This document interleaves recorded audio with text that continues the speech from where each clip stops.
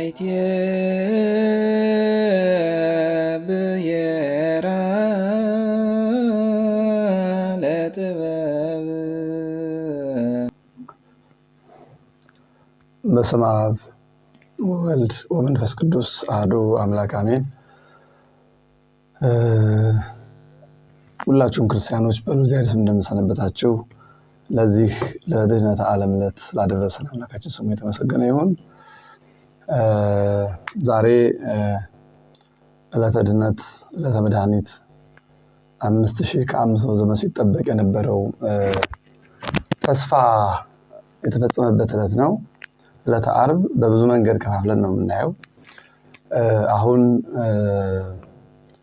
ሰርግና ሐዘን በሚል የክርስቶስ መከራ በጥቂቱ ነው የምናየው ባጭር ደቂቃ። ዕለተ ዓርብ ሰርግና ሐዘን ነው። ሰርግና ሐዘን በአንድ ላይ ሲቀላቀል ሰርጉ ደስታ አለው፣ ይሄኛው ደግሞ ሐዘን ለቅሶ አለው። ሁለቱም በአንድ ቤት ሲሆን ደግሞ ለማስተዳደር ሁሉ ይከብዳል። ያው ግን ከመጣ ዘንድ መቼም እንደ ሁኔታው ይቻላል። ዕለተ ዓርብ እንደዚህ ያለ ዕለት ነው። የሰርግም የደስታም ዕለት ነው። ክርስቶስ 3 ዓመት ከመንፈቅ ወንጌልን ሲያስተምር የነበረው ለዚህ ሰርግ ታዳሚዎችን ነው ሲጠራ የነበረው። በማቴዎስ ወንጌል ምዕራፍ 22 ቁጥር 1 ጀምሮ እንደነገረን በምሳሌ ሲያስተምር መንግሥተ ሰማያት ለልጁ ሰርግ ያደረገ ንጉሥን ትመስላለች። ሁሉ ነገር ተዘጋጀ፣ ሰዎቹ ተጠሩ፣ ነገር ግን አንመጣም አሉ። ተደጋጋሚ ተጠሩ፣ ተላከባቸው፣ አንመጣም አሉ። ከዚህ በኋላ እንግዲህ ለሰርጉ የታደሙት አልተገባቸውምና በሉ በሜዳ ያገኛችሁትን ጠርታችሁ አምጡ ብሎ መልእክተኞቹን ላከ። መልእክተኞቹም ወደ ሜዳ ወጥተው ያገኙትን ሰበሰቡ። ከመካከል የሰርግ ልብስ ያለበት ሰው እንዲወጣ ተደረገ። የቀሩት ግን በሉ፣ ጠጡ፣ ተደሰቱ፣ ሰርጉም አልቀረም ይላል። ይሄ 3 ዓመት ከመንፈቅ ክርስቶስ ወንጌልን ሲያስተምር ዋና ዓላማው የሰርጉን ታዳሚዎች ቁጥር ማብዛት ነበረ። ነቢያት ትንቢት ሲናገሩ ዋና ዓላማው ለሰርጉ ማዘጋጀት ቅስቀሳ ነው ያደርጉ የነበረው። የሰርግ መልእክተኞች የተባሉ ነቢያት ናቸው። ስለዚህ ክርስቶስ ዛሬ ነው ሰርጉ፣ ትልቁ የደስታው ዕለት ድነተ ምእመናን ነው። ሞቱም ደግሞ ዛሬ ነው። ሞቱም ዛሬ ነው፣ ሰርጉም ዛሬ ነው። የሱ ሰርጉ ሞቱ ነው። ለሱ የባህሪ አምላክ ነውና የመጣበት ነውና አስቸጋሪ አይደለም። ለኛ ግን የአምላካችን ሞት ለኛ ሲል ያደረገው ነገር ሕማሙ ይሰማናል፣ ሐዘኑ ያሳዝነናል። ደግሞ ለኛ የተደረገው ተላ ደስታ ደግሞ ደስታችን ልቡናችን በደስታ ይመላዋል። ለኛ ሐዘንና ደስታ ነው፣ ለሱ ግን በመጣበት በዓላማው ነው እያንዳንዱን ነገር የሚሰራው በአምላካዊ እቅዱ መሰረት ነው።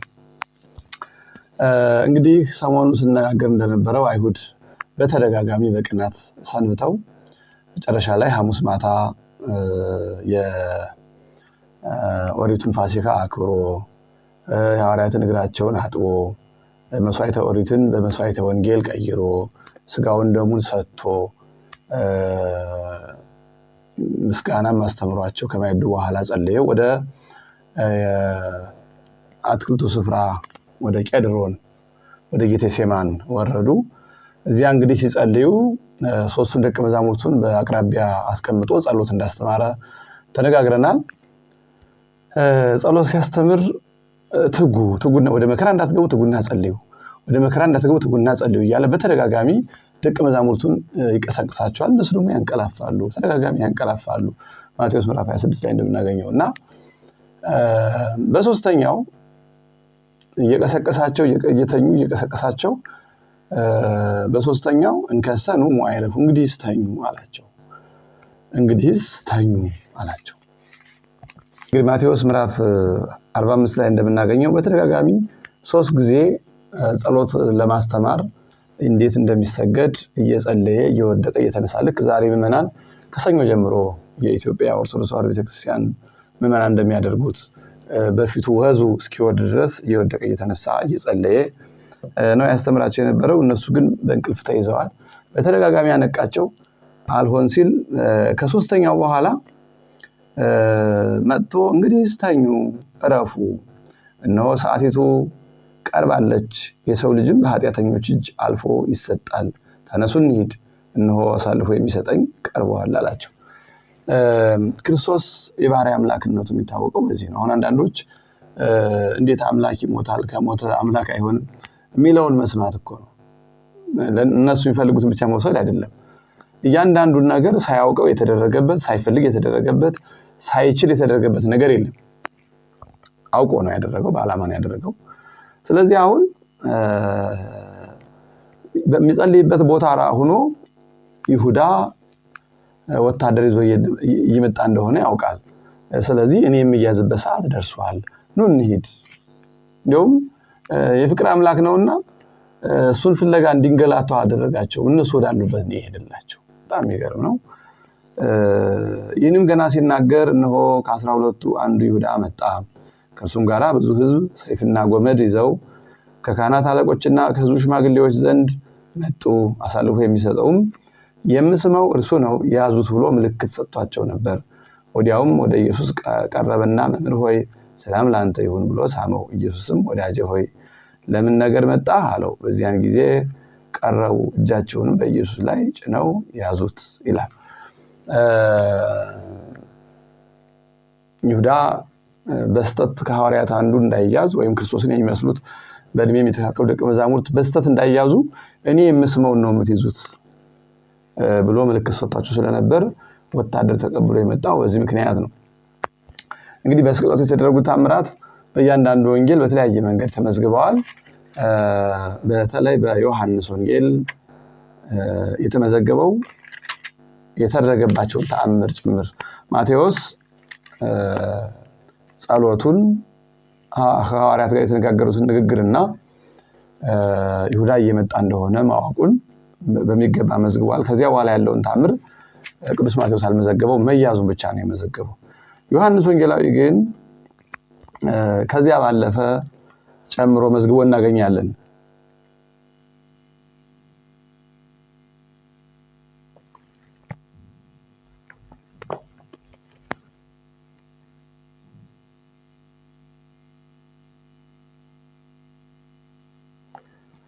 የዮሐንስ ወንጌል ምዕራፍ 18 ከቁጥር 1 ጀምሮ ወደ ቄድሮን ወንዝ ገብተው እንደጸለየ ይተርክና ቁጥር 3 ላይ ስለዚህ ይሁዳም ጭፍሮቹንና ከካህናት አለቆች ከፈሪሳውያንም ሎሌዎችን ተቀብሎ በችቦና በፋና በጋሻ ጦርም ወደዚያ መጣ።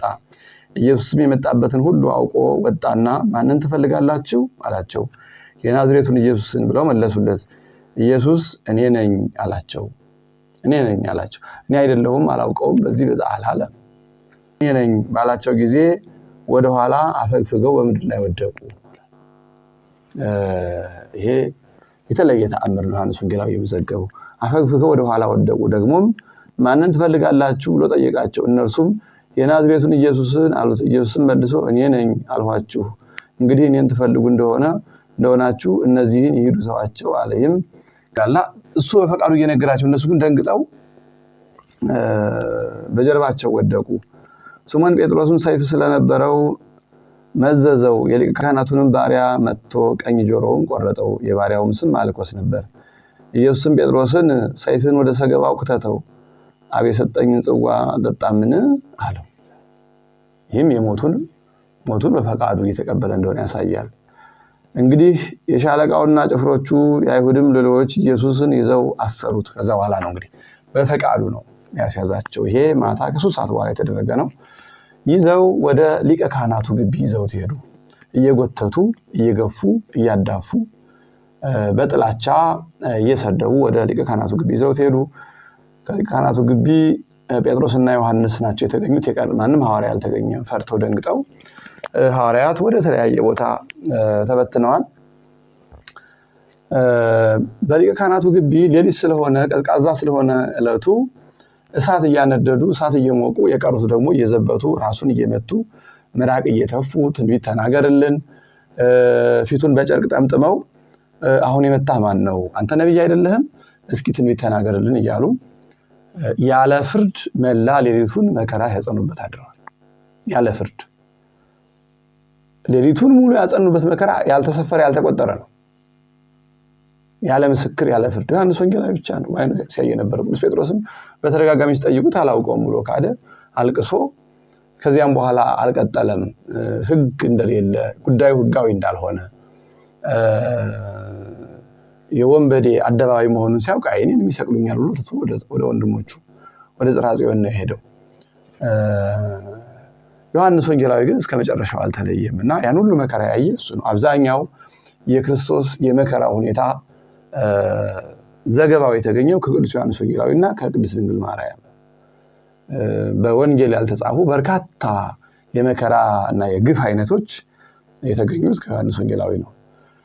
እንግዲህ መላ ሌሊቱን አንዴ ልብስ ያንን የእሱን ልብስ ገፈው ሌላ ልብስ እያለበሱ ዘንግ እያስያዙ ዘውድ እየደፉ ከቦታ ቦታ እየቀየሩ እስኪ እንስገድልህ እያሉ አሁን የመታህ ማን ነው? አሁን በጥፊ የመታህ ማን ነው? አሁን በዘንግ የኮረኮመ ማን ነው? እያሉ መላ ሌሊቱን ሲገርፉት ሲያስተቃዩት ነው ያደሩት።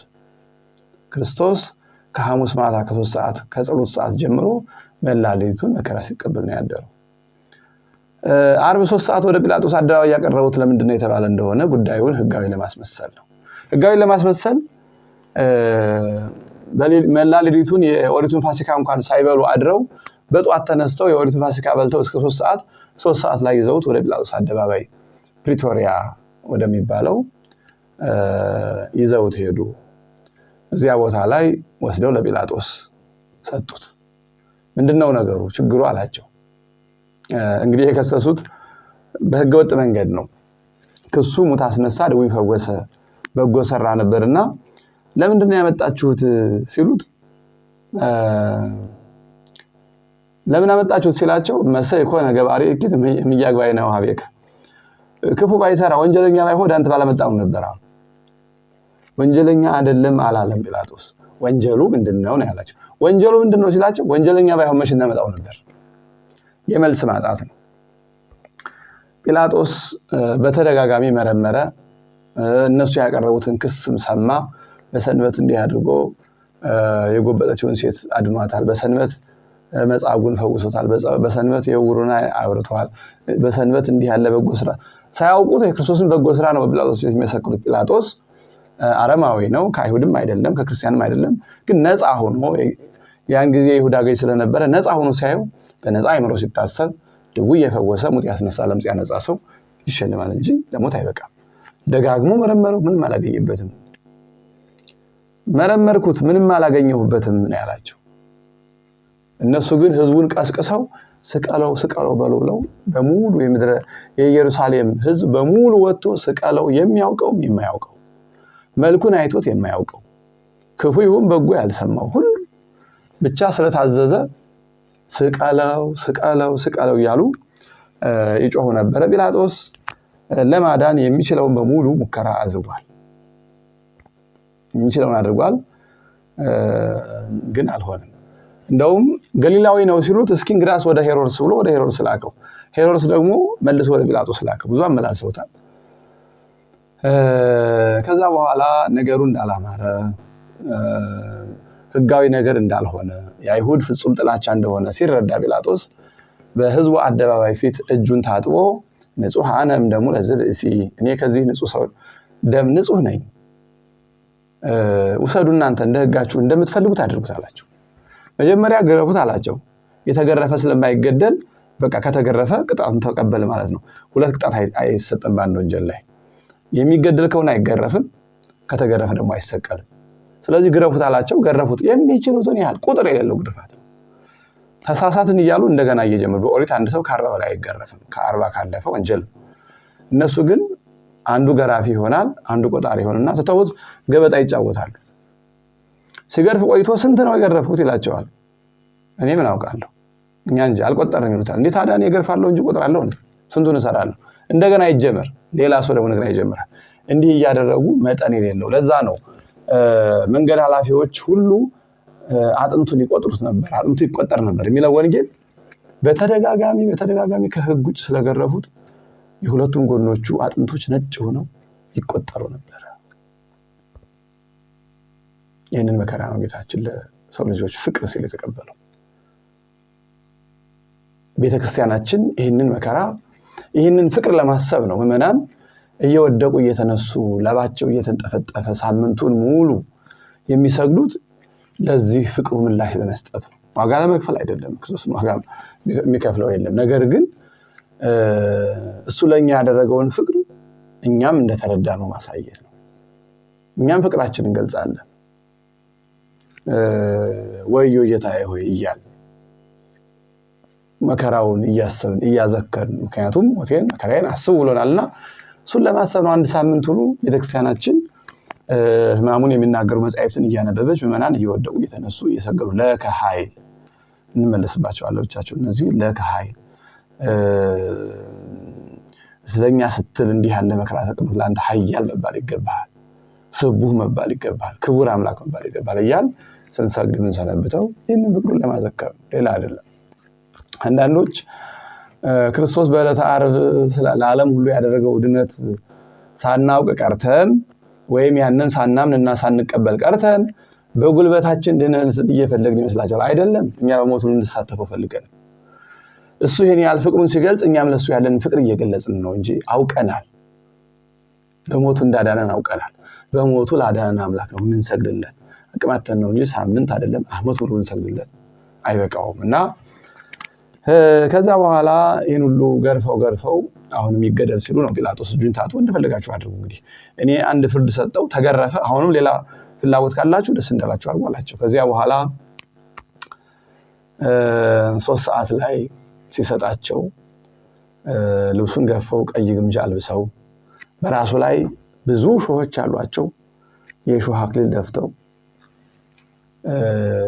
ያ የሾህ አክሊል የወጋው በፊቱ ደሙ እየወረደ ፊቱ ደም ለብሶ በመጽሐፈ ኢሳይያስ ምዕራፍ 53 እናየው ዘንድ ደም ግባት እንወደው ዘንድ ደም ግባት የለውም የተባለው ደም ግባቱ ያ ይሸን ይላዩ ወደ ባለማያ በመዝሙር 44 መልኩ ከሰው ሁሉ ይልቅ ይበልጣል ተብሎ የተነገረለት በግርፋትና በመከራ ፊቱ ሁሉ መልኩ ጠፍቶ ደም ለብሶ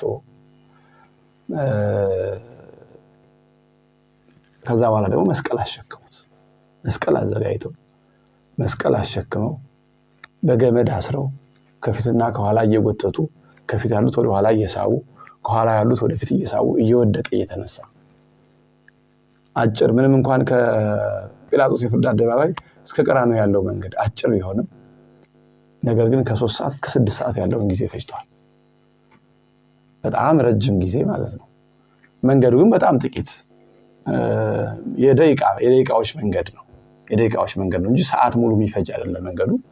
ነገር ግን የደቂቃዎች መንገድ 3 ሰዓት የፈጀው አንደኛ ህዝቡ ብዙ ነው፣ ሁለተኛ በሱ ላይ መከራ መጥና ስለፈለጉ ከፊት ያሉት ወደፊት ይጎትቱታል።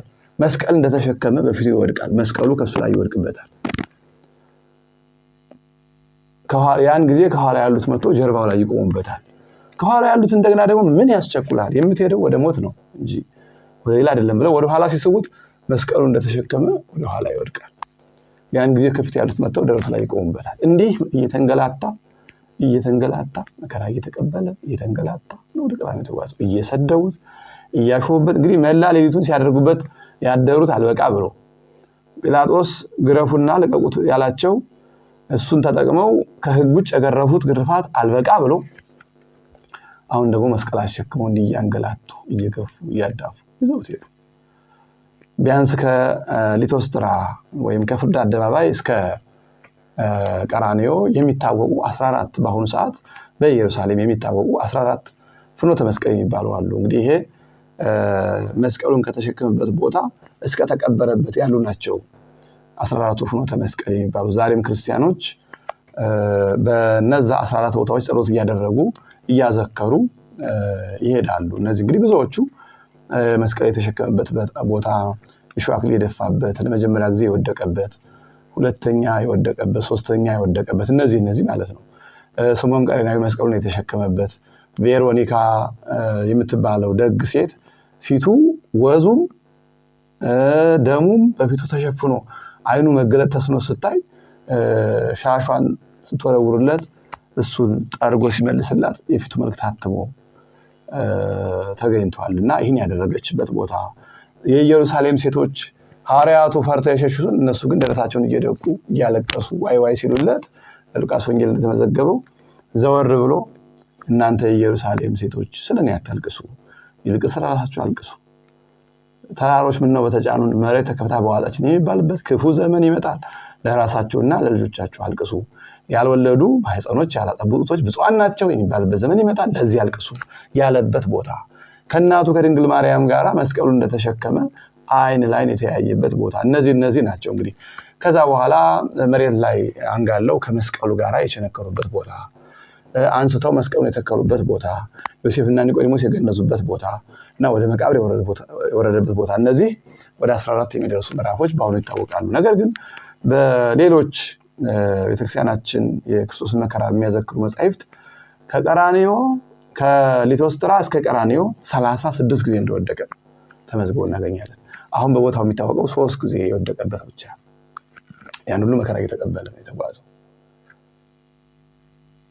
ከዚያ በኋላ ቀራንዮ ሲደርሱ መስቀል ያንን ከባድ መስቀል መሬት ላይ አድርገው እሱን ከመስቀሉ ላይ አንጋለው በትልልቅ ችንካር እጆቹን እግሮቹን ደረቱን ቸነከሩት አንስተው ከመቃብር ከአዳም መቃብር ላይ መስቀሉን ተከሉ ከኢየሩሳሌም ከከተማው ወጣ አድርገው ከነሱ ብሶ ከተማችን ያረክስብናል ወንጀለኛ ነው ብለው ከከተማው ወጣ አድርገው በስተምዕራብ በኩል ጌታችን ሰቀሉት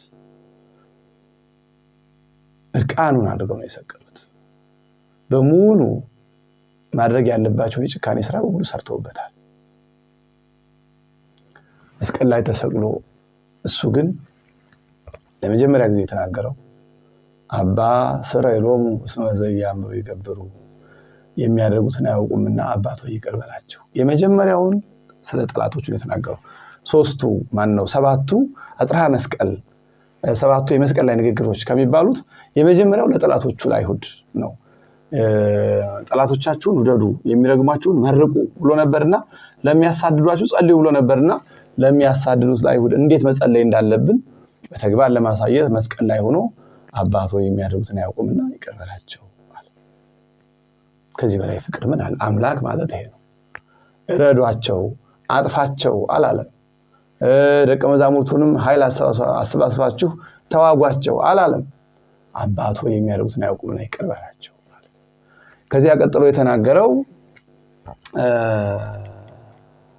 በጣም የሚገርመው በቀኙ ለተሰቀለ ወንበዴ ነው በቀኝና በግራ ሁለት ወንበዴዎች ተሰቅለዋል በግራ የተሰቀለው ይሳደባል አንተም ወረድ እኛንም ከመስቀሉ አውርድ ሌሎችም ይሳደባሉ ያን እሱን ያሰደበው የለም የሚያቀው የማያውቀው ሰድቦታል ያንን ሁሉ ስድብ ለኛ ነው የተቀበለልን እኛ መሰደብ ሲገባል በቀኝ ያለው ግን አስተዋይ ስለነበረ ያን ጊዜ እግዚአብሔር ጥበቡን ገልጾለት ስለነበረ ጓደኛውን እንዴ አንተና እኔ እኮ ተሰቀልን በወንጀላችን ነው በበደላችን ነው በዚህ ግፍ ያለ አምላክን አትፈራውም ምን አለው እኛ በበደላችን ነው እሱ ግን ንጹህ ነው አለ ስለዚህ ይሄን ከተናገረ በኋላ ተዘከረኒ ይዙ ዓመተ መጽእ መንግስትከ ይሄን ዓለም ለማሳለፍ በግርማ መለኮት በመጣህ ጊዜ አስበኝ አለ አርቆ ዛሬ አላለም ማረኝ ይቅር በለኝ ዛሬ ገነት አስገባኝ አላለም ዓለምን ለማሳለፍ በመንግስት በመጣ ጊዜ አስበኝ አለው ጌታችን ግን ዮም ትሄሉ ምስሌ ውስተ ገነት ዛሬ ከኔ ጋር በገነት ትሆናለህ ዛሬ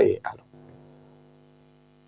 ሁለተኛው ንግግር በቀኙ ለተሰቀለው ወንበዴ ነው ሶስተኛው ደግሞ እመቤታችንና ዮሐንስ ከመስቀሉ ግርስ ነው እያለቀሱ እያነቡ የማይፈጸም ልቅሶ እጅግ በጣም አሳዛኝ የእመቤታችን ሐዘን ለብቻው እንመጣበታለን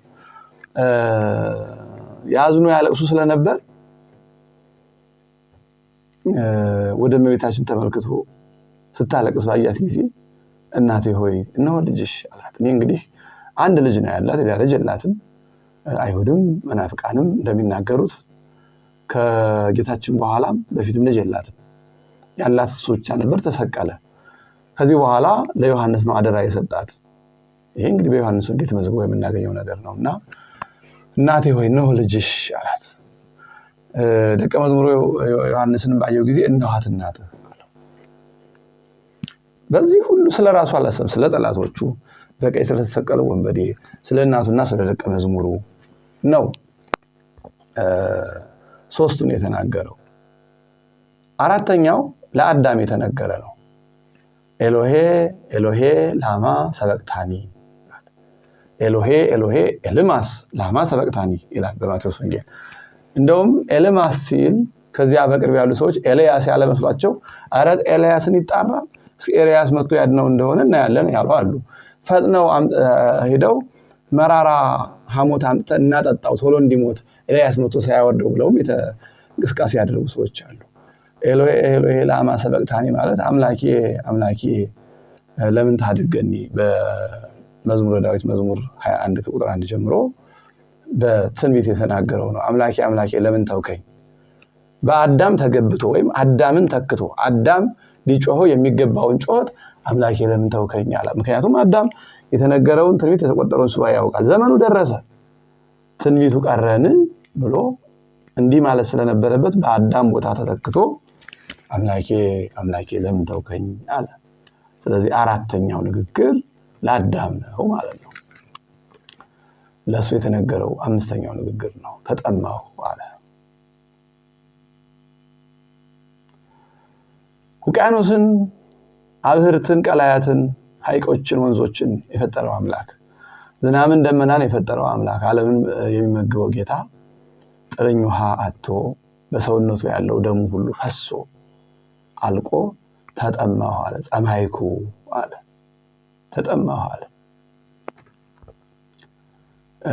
ያን ጊዜ ተሯሩጠው ሄደው መጻጻውንና ይሄው ዝሆኑን ሐሞት መራራውን ነገር በሙሉ ቀላቅለው በዘንግ አድርገው አምጥተው ካፉ ጠጋ አደረጉና ጭምቅ በስፖንጅ ነገር አድርገው ጭምቅ ሲያደርጉት እጅግ መራራ ስለነበረ ቀምሶ ወዲያው ተፋው ይላል ወንጌል። ተፋው ኃጢአት በሰራችሁ ጊዜ ወዲ ኃጢአት መራራ እንደሆነ ሁሉ እትፍ በሉት ሲል ነው። ተጠማሁ ያለው አዳም በሲኦል በእግረ አጋንንት ተጠቅጥቆ በጽማ ነፍስ ሲኖር ስለነበረ በአዳም ፈንታ ነው የተጠማ ለካሳ ማለት ነው። በአዳም ፈንታ ተጠማለት። ስለራሱ ከተናገራት ንግግር መስቀል ላይ ስለይታ የምትታወቀው ይችላል። ከዚህ በኋላ ያለው ግን ስልጣኑን ያሳየባቸው ናቸው። የቀሩት ሁለቱ ስድስተኛውና ሰባተኛው ስድስተኛው አባ አምሐጽን ነፍሴ ወሰድየከ ክቡር አባት ሆይ ነፍሴን በእጅህ አደራ ሰጣለሁ አለ። በዮሐንስ ወንጌል ምዕራፍ 10 ላይ ነፍሴን ከኔ ማንም አይወስዳትም ከኔ ወስዳት ዘንድ አስነሳትም ዘንድ ስልጣን አለኝ ብሎ የተናገረውን ትንቢት ለመፈጸም አባ አምሐጽን ነፍሴ ወሰድየከ ክቡር አባት ሆይ ነፍሴን በእጅህ አደራ ሰጣለሁ አለ። ሌላ የሱን ነፍስ ከስጋው የሚለያት ባለስልጣን እንደሌለ ለማስረዳት ከዛ በፊት የሰው ልጅ ነፍስ በፍርሃት በድንጋጤ ተለይታ በመከራ ተለይታ ሲኦል ተወርድ ነበር። ከዚያ በኋላ ግን የቅዱሳን ነፍስ በእደ እግዚአብሔር በመዓዛ ገነት በይባቤ መላእክት እንደምትለይ በኩር ሆኖ የገዛ ነፍሱን በገዛ ስልጣኑ መለየቱን ነው ስድስተኛው ላይ የተናገረው። ሰባተኛው ላይ ተፈጸመ ሁሉ እነሆ ሁሉ ተፈጸመ። ከአዳም ጀምሮ እስከ ዛሬ ሲነገር የነበረው ትንቢት ሲጠበቅ የነበረው ተስፋ እነሆ ሁሉ ተፈጸመ ብሎ አንገቱን ወደ ቀኝ በኩል ዘንበል አድርጎ ነፍሱን በገዛ ስልጣኑ ለየ። ነፍስና ስጋው ተለያዩ። ክርስቶስ ሞተ ማለት ነፍሱና ስጋው ተለያዩ ማለት ነው። መለኮት ግን ከስጋም ከነፍስም አልተለየም። ከስጋ ጋር ወደ መቃብር ወርዶ ሙስና መቃብርን አጠፋና ትንሣኤችን አወጀልን። ከነፍስ ጋር ወደ ሲኦል ወርዶ በሲኦል የነበሩ ነፍሳትን በሙሉ ደስታን አወጀላቸው። እለ ውስተ ሲኦል ጻኡ ወእለ ውስተ ጽልመት ተከሰቱ ወሪው ብርሃነ አብይ። በሲኦል ያላችሁ በጨለማ ያላችሁ ተገለጡ ውጡ ታላቁን ብርሃን እዩ አላቸው። ሄዶም በወህኒ ለነበሩ ነፃነት ተሰበከላቸው ብሎ ቅዱስ ጴጥሮስ እንደነገረን ማለት ነው። ሰበከላቸው። እንግዲህ አሁን ይህንን ዕለት የሐዘንና የሰርግ ቀን የሚያደርገው ይሄ ነው። ሰርግና ሐዘኑም ሁለት አይነት ነው። አንደኛ ለራሱ ለክርስቶስ የሐዘኑም ቀን ነው፣ የሰርጉም ቀን ነው። የሰርጉም ቀን ነው። የሐዘኑ ቀን የሚያሰኘው ከሐሙስ ማታ ጀምሮ ይሄን ሁሉ መከራ በሰው ልጅ ደርሶ የማያውቅ የግፍ ግፍ የመከራ ደርሶበታል። ተደብድቧል፣ ተገፏል፣ ተገርፏል፣ ተሰድቧል፣ ምራቅ ተተፍቶበታል፣ በገመድ ተጎትቷል፣ መሬት ለመሬት ስበውታል። ከዚያ በኋላ መስቀል ተሸንክሮ ተሰቀለ። ከዚህ በላይ መከራ የለም። ይሄ መከራው ነው። ይህንን እያሰብን ስናለቅስ ስንወድቅ ስንነሳ ሰንብተናል። ሰርጉሳ ምንድነው? የሱ ትልቁ ደስታው ድህነተ ምእመናን ነው። አዳም ከነ ልጆቹ መዳኑ ነው የሱ ትልቅ ደስታና ይሄንን አድርጓል። ሰርጉ የሱ ነው። የሚታረደው በግ ደግሞ እሱ ነው። ፋሲካው የፋሲካው በግ ራሱ ነው። ግብዣ አዘጋጅቶ የራሱን ስጋና ደም ግብዣ አድርጎ ያቀረበ ብቸኛ እረኛ ነው ክርስቶስ። በራሱ ሰርግ የሙሽራው ስጋ ምግብ ሆኖ የቀረበበት ሰርግ ነው ይሄ ሰርግ። እንዲህ አድርጎ ያን ያህል ዘመን በረሃብ በጽም በመከራ ይኖሩ የነበሩ ነፍሳትን በጽማ ነፍስ በረሃብ ነፍስ ማለት ነው የነበሩ ነፍሳትን ከሲኦል አውጥቶ በፍቅሩ መግቦ ገነት አስገባቸው። ፍቅሩን አብልቶ አጥጥቶ ገነት አስገባቸው። ከዚህ በላይ ሰርግ የለም። በሌላ መንገድ ለቀዳማዊ አዳም ሰርጉ ነው። ለቀድሞው አዳም አባታችን ሰርጉ ነው። ለዳግማዊ አዳም ክርስቶስ ደግሞ መከራው ነው። እንዲህ ስለሆነ ቤተክርስቲያን ነፍሳት ዓርብ ማታ 9 ሰዓት ላይ ነፍሱ ከስጋው ተለይታለች። ስለዚህ 9 ሰዓት ላይ ወደ ሲኦል ወርዶ በአካለ ነፍሳትን አውጥቷል። ከ6 ሰዓት ከ9 ሰዓት ጨለማ ነው። ከ9 ሰዓት ጀምሮ ነፍስ ተለይታ ወደ ሲኦል ወርዳ ነፍሳትን አውጥታለች። ስለዚህ ማዕዶት መቼ ነው? ነፍሳት ከሲኦል ወደ ገነት የተሸጋገሩት ዓርብ ነው። ነገር ግን ሰርግንና ሐዘንን በአንድ ላይ ማክበር ተላና ሐዘንን አንድ ላይ ማክበር ስለማይቻል ዛሬ መከራውን እናስባለን፣ ሰኞ ማዕዶትን እናስባለን። ማዕዶት የሚባለው ሰኞ የዓርቡን ነው። ምክንያቱም አንድ ሰው በአንድ ጊዜ ማልቀስን መሳቅም አይችልም፣ በአንድ ጊዜ መደሰትም ማዘንም አይችልም። ደግሞ ሰው ሐዘንና ደስታ ሲያገኘው መጀመሪያ ሐዘኑን ቦታ ሲዞ ነው ወደ ደስታው የሚመለሰው። በሰርግ ላይ ሞት ቢያጋጥም ቅድሚያ ወደ ሞተው ሰው ሙሽራው ጭምር ሄዶ አልቅሶ ቀብሮ ከዚህ በኋላ ነው ሰርግ የሚከናወነውና ቅድሚያ ለመከራው ሰጠን መከራውን ስናስቡልን ማታ ግን ተላ ደስታ እንደተፈጸመ ለማጠየቅ ዓርብ ማታ በኢትዮጵያ ኦርቶዶክስ ተዋሕዶ ቤተክርስቲያን አገልግሎት መሰረት ንሴብሖ ለእግዚአብሔር ስቡሐ ዘተሰብሐ የሚለውን ዘምረን እናሸበሽበዋለን። በከበሮ በጸናጽል በእልልታ። ይህን ሰሞን ከበሮ የለም፣ እልልታ የለም፣ ጸናጽል የለም። የሐዘን ዜማ ብቻ ነበር የሚነገረው። ዛሬ ግን ንሴብሖ ለእግዚአብሔር ስቡሐ ዘተሰብሐ እንላለን። ለምን? ነፍሳት የወጡባትን ሰዓት ለማሰብ ማለት ነው። ይህንን ዝማሬ እስራኤል የኤርትራን ባህር ሲሻገሩ ነበር የዘመሩት። ዛሬ ደግሞ ነፍሳት ባህረ እሳትን ሲሻገሩ ቤተክርስቲያን ተዘምረዋለች። ነገረ ክርስቶስ ማለት ይሄ ነው። ክርስቶስን ማወቅ ማለት ይሄ ነው። በክርስቶስ መኖር ማለት ይሄ ነው። ክርስቶስን መስበክ ማለት ይሄ ነው። ክርስቶሳዊት ቤተክርስቲያን ማለት ይቺ ናት። መጽሐፍ ቅዱስ በህይወት የሚታይባት መጽሐፍ ቅዱስን የያዘች አይደለችም እኮ ቤተክርስቲያን። መጽሐፍ ቅዱስን የጻፈች መጽሐፍ ቅዱስን የምትኖር መጽሐፍ ቅዱስ የተዋሃዳት ቤተክርስቲያን ሳምንቱን በዚህ መንገድ ታስበዋለች። ስለዚህ ዕለተ ዓርብ ሰርግና ሐዘን ነው። ምዕመናን ይህንን ነው ሲያስቡ፣ ሲወድቁ፣ ሲነሱ። ከኢትዮጵያ ኦርቶዶክስ ቤተክርስቲያን ውጪ የሆናችሁ ከኦርቶዶክስ ነበርን ክርስቶስ ስለማይሰበክ ጌታ ስለማይባል ወተን ሄድን የምትሉ የዋሃን ቤተክርስቲያኗን ሳታዩት ሳታውቋት ትታችኋት ሄዳችሁ እንደው እግዚአብሔር ይመስገን ሚዲያው ምቹ ነው። ሚዲያዎችን እስኪዩዋቸው ተረጋግታችሁ፣ ምንም አያረጋችሁም። እስኪ ተረጋግታችሁ እንዴት ምን ሲነበብ እንዴት ሲጸለይ እንዴት ሲሰገድ እንደተሰነበተ እስኪዩት። መረጋጋትን ትማራላችሁ። በየአዳራሹ የምትጨፍሩ ሆያ ሆይ የምትሉ ሰዎች እስኪዩት። ክርስቶስ ሲታሰብ ከክርስቶስ ጋር ያለ ህዝብ ክርስቶስ ያደረበት ህዝብ እንዴት ተረጋግቶ ወደ አንድ አቅጣጫ ዙሮ እንዴት እንደሚሰግድ ታያላችሁ። ተማሩበት።